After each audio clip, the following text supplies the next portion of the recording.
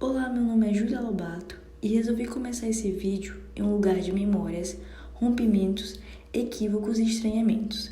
Esse aqui é o centro de São Luís, uma parte dele. Talvez vocês conheçam ou talvez não. Já começo aqui falando que não posso afirmar que todo mundo conhece o centro, e já vocês vão entender o motivo de eu falar isso. É nesse pôr do sol de andanças diárias que a gente começa a observar e refletir os sentidos que estão em nossa volta. E ainda mais agora, porque quando você começa a ter conhecimento da análise de discurso materialista, passamos a olhar, observar e interpretar o mundo e nossas ações cotidianas de outro jeito. E de repente você está andando, correndo na rua, vendo uma reportagem ou de boas na rede social, quando é pego de surpresa com informações que vão circulando ao longo do dia e você fica preso nas seguintes formulações que mais chamaram sua atenção. E eu destaco os seguintes twitters e reportagens. Já meio que sabemos que não vai ter tambor de crioulo até de manhã, né? E acredito que vai ser mais um espaço elitista para valorizar a área, como se o centro histórico precisasse desse tipo de valorização. O espaço do Amaral gourmetizou todo, tá parecendo uma área de lazer de condomínio, ficou muito feio. Parece que a ideia proposital é sempre parecer que você não tá no centro, apesar de estar no centro. Cadê a conservação e preservação do centro histórico? Me perguntando isso até agora, preferiram deixar parecido com praça de alimentação / área externa de shopping. Canto de morar dentro da história, a vida nos prédios tombados de São Luís. E aí a gente para e pensa, quais os outros dizeres por trás? Só existe uma formulação para isso? Que memórias sustentam esses dizeres? Quais seriam as outras formulações possíveis? E aí eu recuo a um novo amigo que arrebatou meu coração, agora bastante presente na minha vida, Michel Pechet. E mostrando através da sua teoria linguística, além das linguistas Eni Holandi, Maria Cristina Leandro e Mônica Zoppi, que fazem parte também desse percurso de pensamentos e indagações, que não existe apenas o sentido único ou literal, e sim sentidos que se projetam e circulam o tempo todo.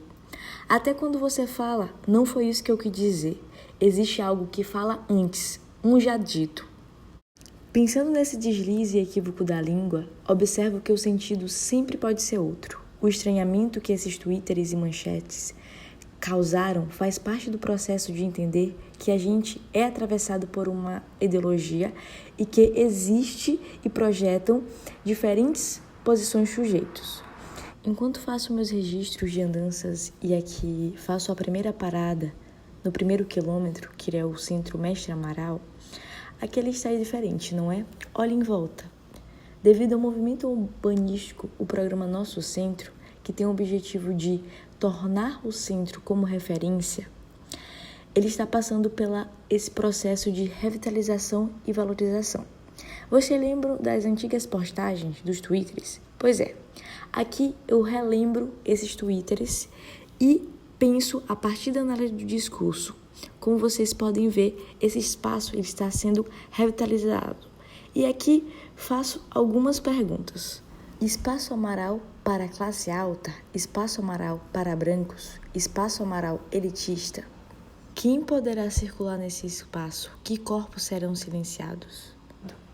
Relembro do outro Twitter. Parece que a ideia proposital é sempre parecer que você não está no centro, apesar de estar no centro. E aqui faço algumas paráfrases. Não parecer que você está do outro lado da ponte, que você não está do lado certo da ponte, ou até mesmo que não está do lado belo da ponte. E o imaginário de centro elitizado projeta sentidos para o centro de São Luís.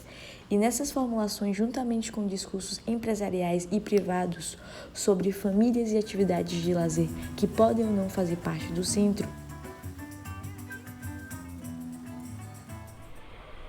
levam ao estabelecimento de fronteiras com o cuidado, revitalização, valorização e o discurso de tornar o centro como referência.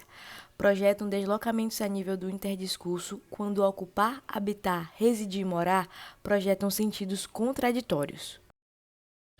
Chegamos à segunda parada, que é o quilômetro 2, que me trouxe na memória e destaco mais uma formulação, aquela sobre os casarões.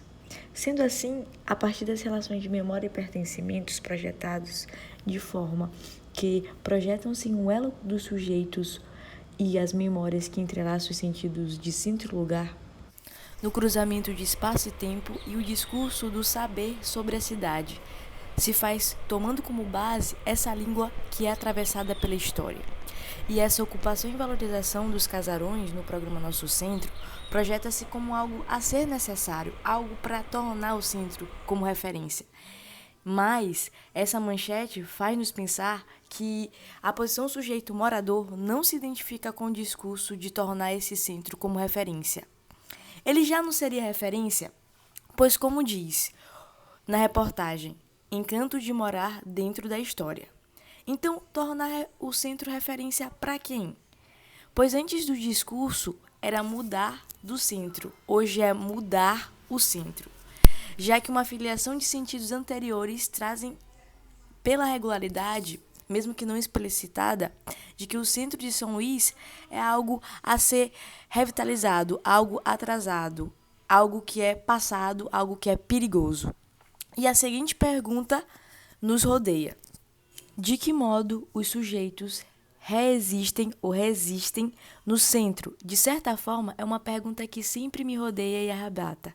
As fronteiras do centro sempre são atravessadas pelos corpos que se entrelaçam nesse lugar. Corpos que resistem, corpos que correm, que trabalham, corpos dançantes no pôr do sol ou em uma noite de lua cheia. As memórias se projetam a partir de filiações do centro como berço da cultura, mas também como centro de outros, que não fazem parte do padrão da revitalização para a beleza gourmetizada.